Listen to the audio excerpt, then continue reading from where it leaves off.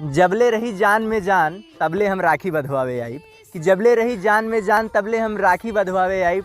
Tension मत लिया है दीदी, मोलो के बाद भी हमें रिश्ता निभाई। बहिनी तोहरा के कबो ना भूल। यदि तू ना आइबू अब की रक्षाबंधन के घरवा तो हम खानवा खा ना पाइब, कि यदि तू ना आइबू अब की रक्षाबंधन के घरवा तो हम खानवा खा ना पाइब। कितनो कुछ का दे हम तोहरा खातिर रे दीदी, लेकिन तहरा राखी के कर्ज कभो चुका ना पाइब। लाखों में हमसे नहिया के धागा कभो तोड़िया ना, कि हमसे नहिया के धागा कभो तोड़िया ना। कुछ हो जाए दीदी, लेकिन अपना है दुलरुआ भैया से कभो मुँहवा मोड़िया ना। लाखों में बहिना मुंह मत मोड़ना कभी इनसे, बहुत अनमोल होती हैं बहनें। खुद के गम छुपा के आंखों में मुस्कुराती हैं बहनें। और रक्षाबंधन करीब है, नजरअंदाज मत करना बहनों को। याद रखो बिना किसी मतलब के जिंदगी भर साथ निभा। रक्षाबंधन करीब है, 2 लाइनें बहनों के लिए।